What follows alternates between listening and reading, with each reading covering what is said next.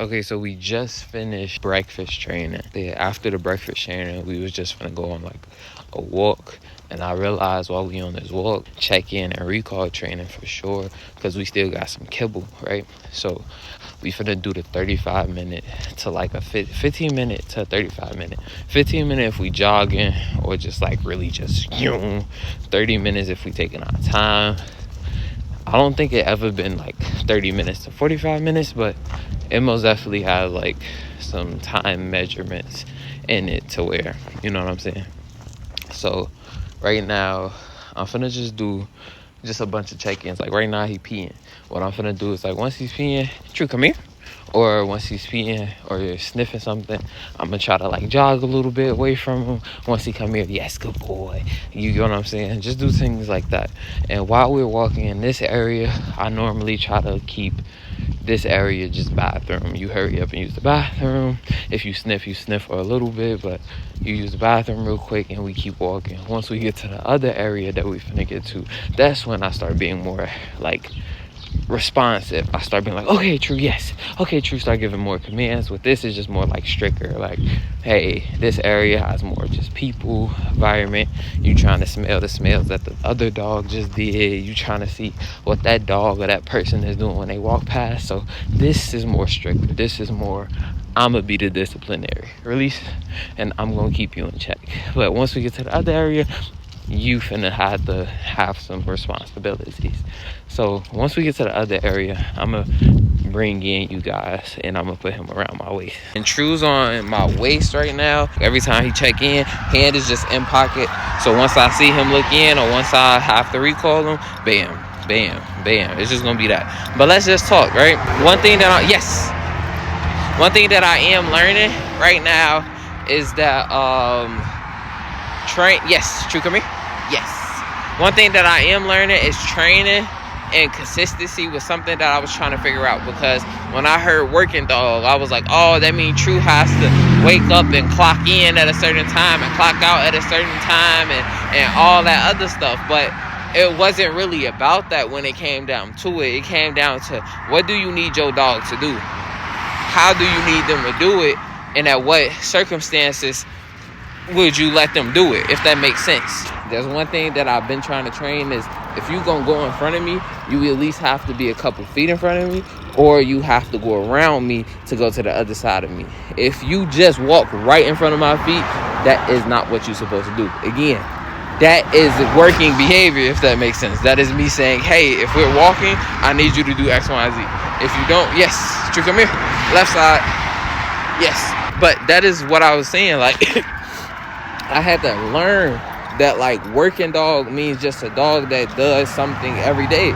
It's just a dog that's doing what you need them to do at a certain level. Say if you do want them to, when it's time to play and you want to play for like 10 minutes, that 10 minutes have to be overly exaggerated, if that makes sense. That means if it's going to be ball playing, that means he's going to be running long distances. He's going to be jumping over stuff. He's going to be mentally stimulated. He's going to be doing a bunch of stuff at height, yes. And he's going to do it in that 10 minutes. And once that 10 minutes is over, it's time to calm down. Even though we were just running around doing all that in 10 minutes, it's time to calm down. Even though we was doing X, Y, Z, it's you know what I'm saying? So even like with the videos that I was making a couple weeks ago before Ramadan, I was talking about consistency a lot. And I was learning that consistency matters, because consistency is more of, my headphones just fell out my ear and broke. Mad, but I'm pretty sure I could put it together. It wasn't like it overdid it, but it did its part. And then also, while I'm sitting over here, True keep on trying to like walk right in front of my feet, and it's like, whew. And let's talk about it. Let's go through it, right? I'm annoyed that my headphone just fell and broke. I can let that affect me too. It's like, bro, hurry up. Let's get this done. Let's stop recording. But it's like, I gotta be patient with myself. If the headphone failed, my life isn't in danger. I might be less pleasurable. Like, I'm not getting the pleasure of having headphones to listen to music or do something. But at the same time, I'm still doing life. You know what I'm saying? With that being said, True keep on just jetting right in front of me. What we just say, I don't want him to do that. So guess what? I'm going to keep correcting the behavior. Yes, it's not a bad thing to where it's like I have to correct him, but in the situation, as I said, for him to have energy and kind of be somewhat of a working dog, it's like, hey, yo. In this video, I explain more of my thoughts and feelings. Like, yo, I'm showcasing where I am with training. While making the video, I was in a different mindset and at a different progression level, to where now, like, I'm even learning, like, to have a dog, you really want to do the research, right? If you get a dog, like, some people want couch potato dogs that have enough energy to play. Let me talk to you. Some people want dogs to just chill all day, want bare minimum exercise, and at the same time, if the person was like, okay, I want to go play real quick for like 30 minutes, the person randomly has energy for like one time out the month, they want to play for 30 minutes outside and really exercise, right? They want that dog to be able to do that, but you have to understand, some dogs might not be perfectly in the middle unless you do that research for them, you feel me? So it's like, not knowing the research behind True and just getting True, you feel me, didn't even know we was finna get him until a person was just like, hey, I got you a dog. And it was like, well, now I'm just thrown into the ocean and I'm being told, well, you gotta swim, you gotta survive, you gotta learn how to do everything on your own. Yes. So that's exactly how it was with True. And even now, it's like I'm still learning things, but at the same time, from where I'm learning and where I began learning to now, it's like I learned a lot. And to say it is like, if you feel like you need to give up, take your time, take your break. Like, True stresses me sometimes. It's like we'll do the same, like how I'm telling you, I've been training him since he is a puppy, left side, right side. You go behind me to go right, you go behind me to go left. Like, even right now, I'm trying to give him grace to where I could give him the kibble and all that. He's not focused on me. He's trying to walk like in front of me to where he's not pulling the leash, but he's still trying to keep that distance to where like he's just walking this like fast to where he's not getting disciplinary or corrected for pulling the leash. But it's like, knowing how I am, I would tell him certain things like, you could be close, you are allowed to go that distance and do that thing. Far, you could kind of go farther than how I allowed you to be close. And then there's heel. There's maybe even closer to where like he might not be in full heel, but he still got to be around my body, close to me.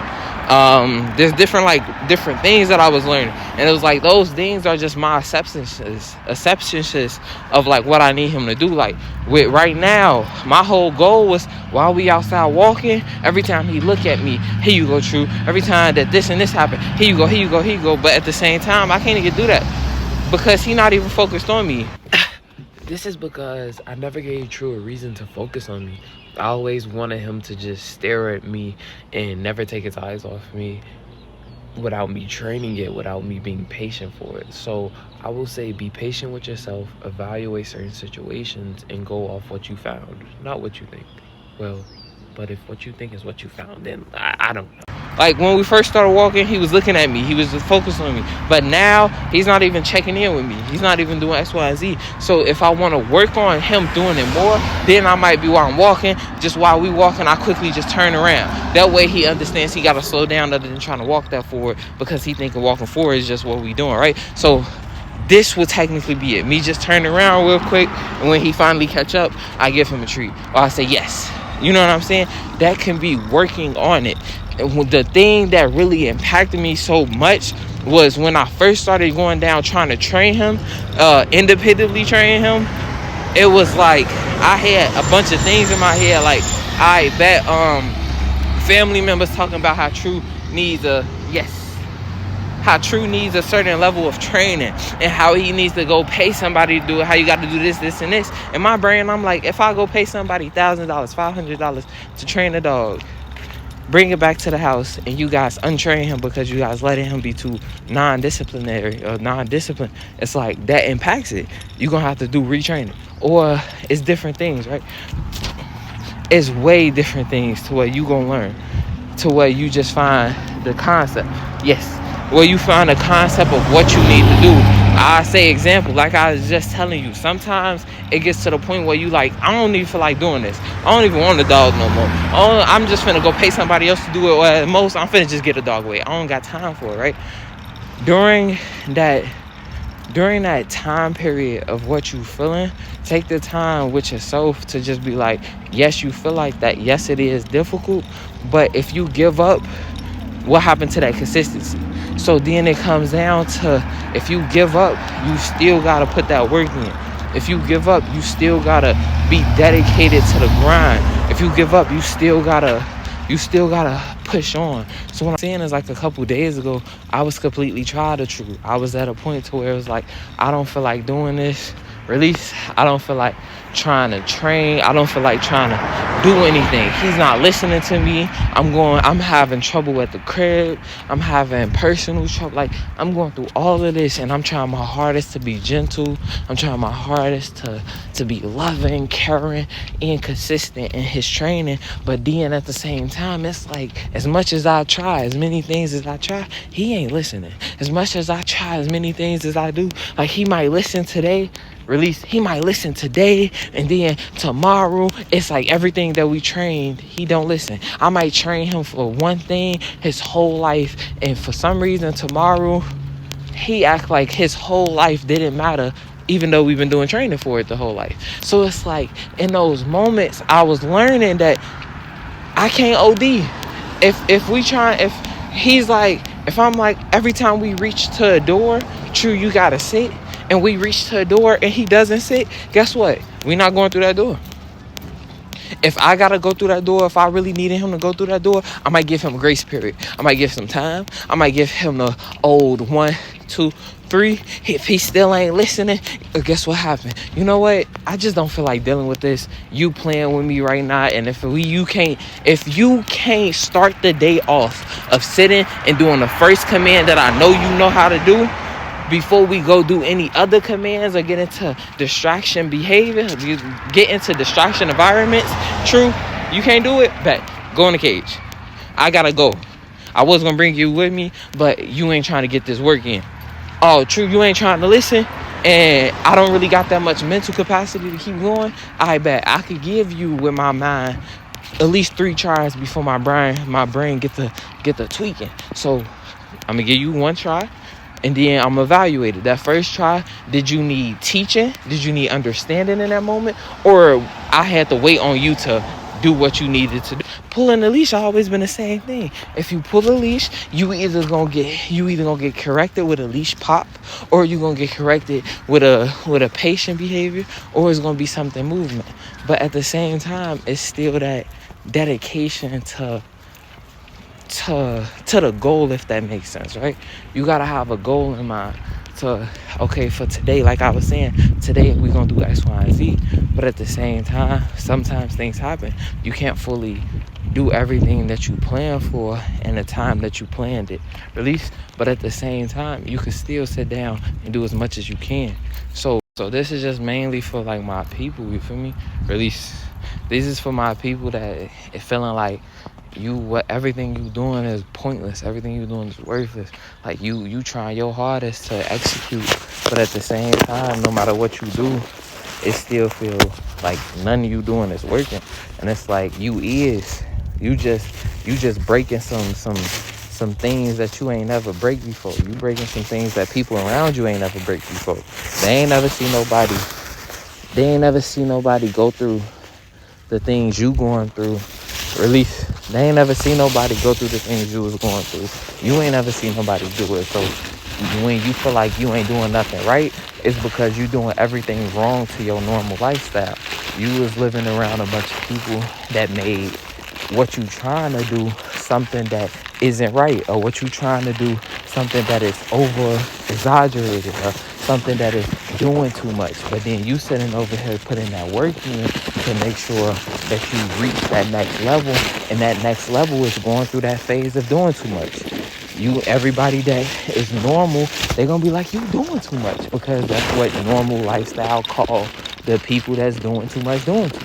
Then when you start doing too much, you start realizing doing too much is just getting that work done. Doing too much is thinking about the things that you're supposed to do.